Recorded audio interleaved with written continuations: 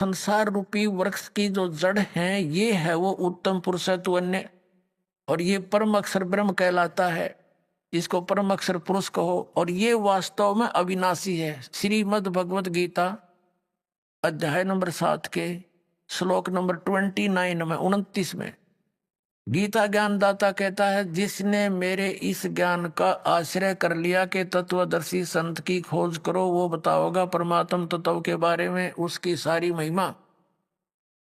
तो जो उसके पश्चात जो भक्त श्रद्धालु जरा और मरण से छूटने का प्रयत्न करते हैं, इस संसार के किसी भी इस नकली सुख की डिमांड वो नहीं करते, तो वो तत्ब्रह्म से और सारे अध्यात्म ज्ञान से और सभी कर्मों से परिचित हैं। देखिएगा फिर श्रीमद् भगवत गीता, गीता प्रेस गोरखपुर से प्रकाशित है। ये जयदयाल गोविंद का इसके अनुवादक है। अब देखिएगा 7वें अध्याय के 29वें श्लोक में,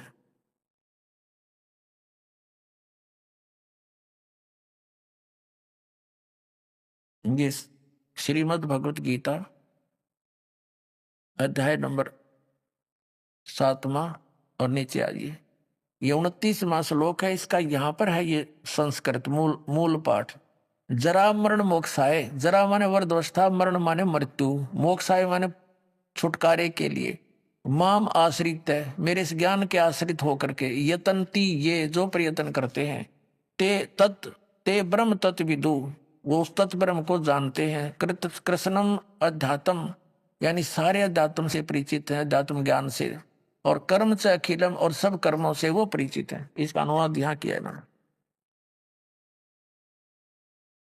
जो मेरे शरण होकर जरा माने वृद्धावस्था, मरण माने मृत्यु से छूटने के लिए यत्न करते हैं, वे पुरुष, वे भक्त तत्व ब्रह्म, ये तत्व ब्रह्म उस ब्रह्म को और संपूर्ण अध्यात्म ज्ञान को और तथा संपूर्ण कर्मों को जानते हैं।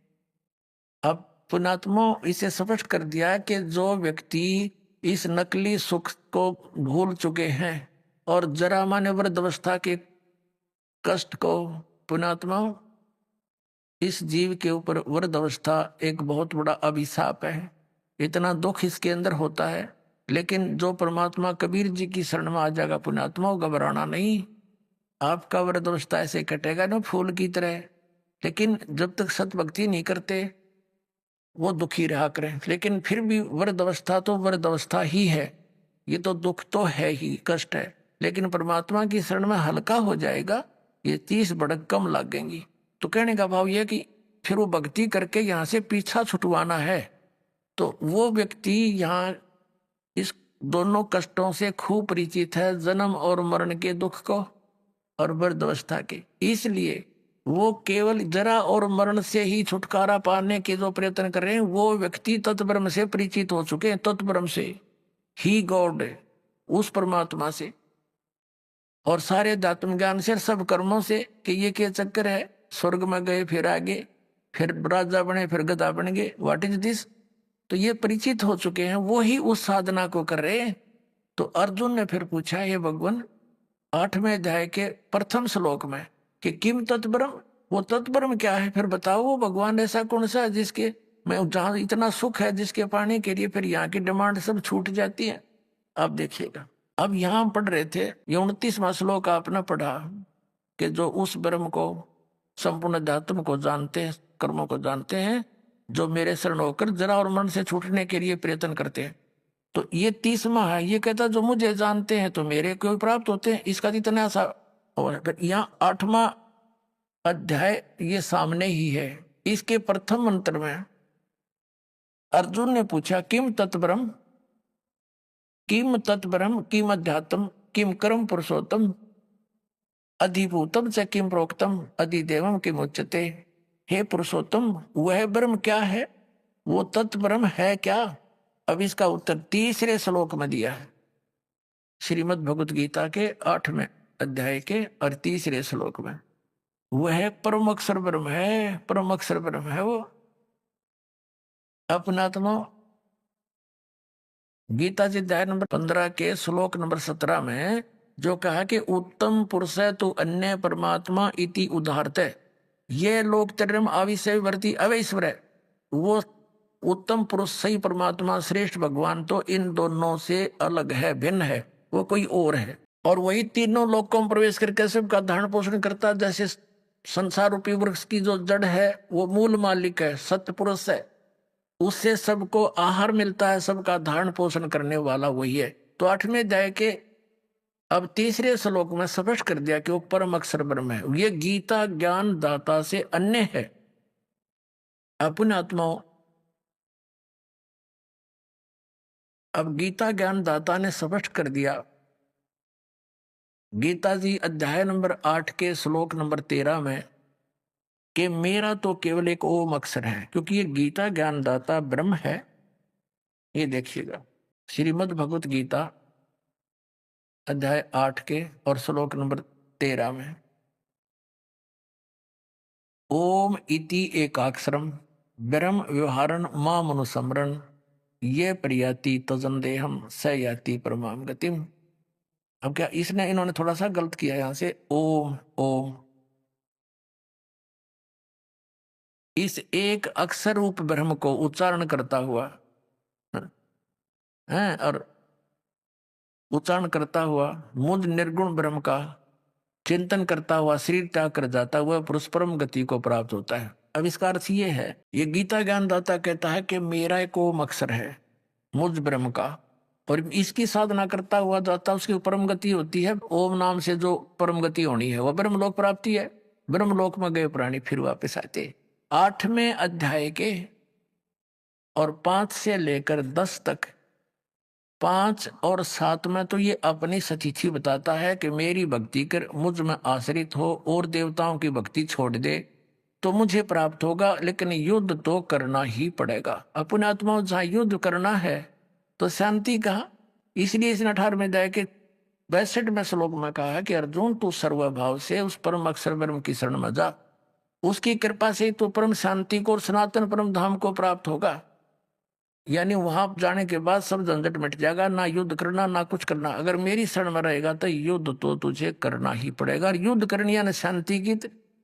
अब पांडवों को शांति हुई, 36 वर्ष राज किया, फिर हिमालय में जाकर गड़के मर गए तपस्या करके, और फिर नरक में डाले गए।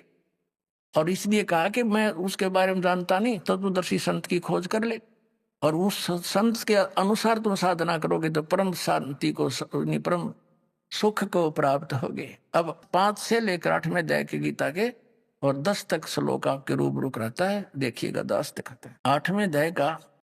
अब यहाँ 5वां श्लोक है। इसमें कहा कि जो पुरुष अंत काल में मुझे ही स्मरण करता हुआ शरीर त्याग कर जाता है वह मेरे स्वरूप को, स्वरूप नहीं है ये, मद भावम मेरे भाव में को प्राप्त होता है, मेरे पास आसक्त रहता है, इसमें कोई संशय नहीं। फिर 6ठे मत एक कॉमन सी बात बताई है कि अंत समय में जिसकी जिसमें आस्था रहती है अंत समय में उसी को प्राप्त होता। अब 7वां दिखाते आपको। 7वें में ये कहा है कि इसलिए अर्जुन सब प्रकार से तू सब समय में निरंतर मेरा स्मरण कर और युद्ध भी कर, बता, और मुझ में अर्पण किए हुए बुद्धि मन चित युक्त होकर निसंदेह मुझे ही प्राप्त होगा। अब 8वें में और 9वें में और 10वें श्लोक में उस परम अक्षर ब्रह्म की साधना के लिए कहा है। अब देखिएगा 8वें का यहां लिखा है, जो देखो ये कवियम शब्द है। अब इसका डिफाइन करने लगेगा दास तो बहुत लंबा समय लग जाएगा, फिर अन्य समय में बताता रहता है। ये कबीर देव की तरफ संकेत है, परम अक्षर ब्रह्म का नाम है। जो कवियम और पुराणम, अनादि, सबसे पहले का भगवान, सबका नियंता यानी सबका मालिक, सबका कंट्रोलर, सूक्ष्म से अति सूक्ष्म, सबका धारण पोषण करने वाला, अचिंत रूप, सूर्य के सदृश, नित्य चेतन, प्रकाश रूप, आदित्य वर्णम, सूर्य की तरह साकार, तेजो में शरीर युक्त। इसका अर्थ ये है अविद्या से अति परे, शुद्ध सच्चिदानंद घन ब्रह्म यानी अति परे सच्चिदानंद घन परमेश्वर का स्मरण करता है। अब क्या बताया है कि जो व्यक्ति इस सच्चिदानंद घन यानी सच्चिदानंद घन परमेश्वर का स्मरण करता है, ये 9वां पढ़ दिया आपने, 9वां, ये 8वां श्लोक है, ये 8वां, ये यहां से देखना। हे पार्थ, ये नियम है कि परमेश्वर के ध्यान के अभ्यास रूप योग से युक्त, ये ध्यान नहीं जानते हो ना, आपको छोड़ दिया। अभ्यास योग युक्तेन, सुरत और शब्द के अभ्यास में जो रत है। अब सुरत पुण्यात्मा, ये राधा स्वामी वाले धन धन सतगुरु वाली सुरत शब्द नहीं है ये कान बंद कर कर धुन को उसने सुरत शब्द कहे थे। जो 2 अक्षर का मंत्र ये दास आपको देगा, उसका सिमरण करते समय उसके ऊपर अभ्यास करना है, क्योंकि मन भागता उसके ऊपर ध्यान नहीं डटने देता। तो सुरत को उस शब्द यानी 2 अक्षर के उस मंत्र पर अभ्यास करना है, उस पर रोकने की चेष्टा करनी है, इसने भागन नहीं देना। अब यदि हम वैसे जाप करते रहेंगे, मन लगा नहीं अभ्यास, तो वो व्यर्थ है वो सिमरन आपका। आपने ये देखना है कि बाहर मंत्र जो छोड़ रहा हूं वो कौन सा उच्चारण हो रहा है अंदर श्वास के द्वारा, और अंदर कौन सा जा रहा, तब ये मंत्र का आपका सफल मंत्र माना जाता है भक्ति का।